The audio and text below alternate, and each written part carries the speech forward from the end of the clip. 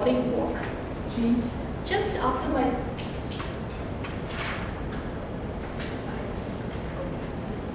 As always, I was on my morning walk. My children had left for school and my husband had just left for office. It has always been my me time. I always enjoy my morning walk, not for the fitness, but for the cool off time. I had just walked a few yards when my phone rang. I heard my husband. He said, "Hello." The line sputtered and died. So I waited for him to call back, which he eventually did. At this time, the voice was very feeble. The line went dead again. The third time around, when he tried calling me, again it was just a faint hello, and I heard the screech of ambulance in the backdrop. A jab of fear went up my heart. I stood still. The line had again gone dead. I tried calling him back. Now it was engaged. I had just frozen in my tracks. People were walking all around me because I was not able to move. My legs were leaden. I tried calling him. He tried answering me, but I could not hear him again. I stood there wondering what had gone wrong. What was just a jab was now shivers running up and down my spine.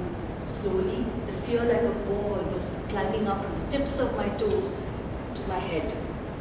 I was leaden, frozen there, wondering what to do. Do I continue with my walk or walk back home and try and reach him? Unable to decide, I stood still for a few seconds.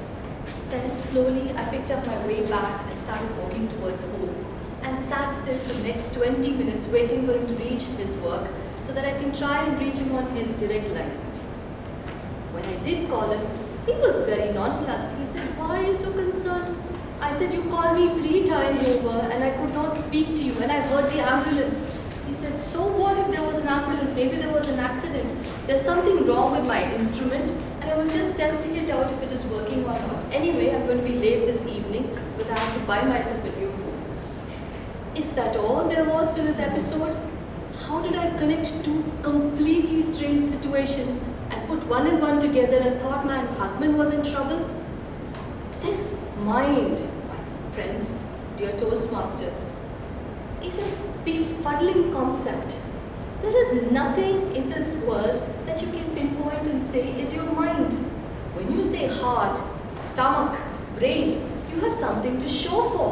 But when you say mind, it is that sum total of your consciousness which allows your thoughts to flow, guided or unguided. This mind, my friends, we need to make it our best friend, not our worst enemies. It can play tricks at any which time it pleases.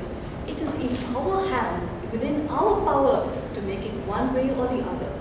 Let us train our minds, like Robert Blake would say, to see the world in a grain of sand, to see the heavens in a wild flower, to hold infinity in the palm of your hand and eternity in 1 hour. This mind needs to be trained, which is within our power, to think positive, like the poor old man in the Chinese fable, who, on having lost his only source of sustenance, his horse, never despaired. While his wife and children thought of the loss of fortune, he was hopeful that his horse would come back. And come back his horse did, but it actually came back with a very healthy mare. Now, you would think that made 2 horses, but the Chinese man thought it was a promise for progeny. That is the way the world has to be viewed. That is how we need to train our minds to look at the world, not let that monster called negativity bog us down. This world is full of negativity. There are days when all of us feel completely let down. We suffer from lack of confidence, from low self-esteem, image issues. Open the Facebook, you see your 20-year-old daughter looking beautiful, your friend from school looking just the same. We all have issues, but we need to train our minds to have a broader perspective, to have a more positive outlook towards everything in life. After After all, there are very small steps that we can take to train our minds. Do not set ridiculously high standards or goals for yourself. Is it your niece's wedding in a couple of months' time and you need to drop 15 kilograms of weight? Sorry, it does not happen. Have a more realistic view of life. If you were to drop 15 kilograms in a month's time or a couple of months' time, you will land up not at the wedding, but in a hospital. It's very important so that you don't get bogged down with negativity to add a dollop of realism into your positive outlook. Expectations lead to misery. Now, I didn't say that, it was Gautama Buddha who said it long ago. MTM Usha, Indian men don't do laundry. Let us stop expecting that because we are going to be disappointed. Nowhere, dear Toastmasters, in the history of India, Mr. India ever became Mother India. Never happens. So let us not have very high expectations. It only leads to misery. Appreciate the small things in life. How many of us today in the morning while we parked our cars thank the heaven above for the beautiful weather suddenly that is upon us now? Or how many of us actually saw the newly planted bed of petunias in front of the library? Anyone here? You did. Great. So you are one of those people who appreciates the small things in life because God is in the small things. Do not take too much for granted. We all have this tendency of taking our children, our spouses for granted, our friends for granted. Let us not do that. Let us train our minds to hold them all in high esteem. And most important of all, none of you here should take your capabilities for granted. If you are here, that is because you're capable of doing something. So next time our VP head calls you for a project, don't wriggle out of the situation.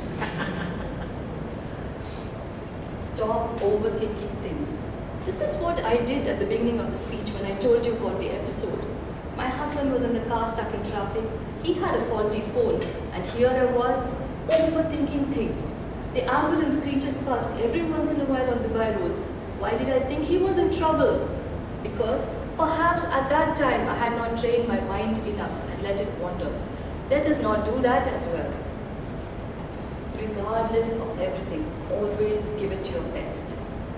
We all tend to think we are not good enough, but within us lies our capabilities, and we should always bring that out in the best of situations at all times. So, regardless of what the situation, if life is throwing lemons at you, make lemon juice out of it. Try to look at the brighter side of life. We all think in Dubai, those 2 months are only the best time. Why would we think, oh, of all the 12 months, only 2 months are fantastic? Let us learn to look at life in such a way that we have 60 odd days of wonderful weather. Train our minds to look at the brighter side of things. And did you know that when you are in a positive frame of mind, your genes are happy? Positive people are healthier people. It is said that our brain network feels less pain when our minds are active. And when we are creative, we touch a lot more people and influence them in a more enriching way. So let us try and make our minds our best friends, not our worst enemy. Also, like the great poet Rumi would say, sing like the birds, because they are not conscious of who is listening or how they sound. It is we who make our minds what they are. So let us make the best of it.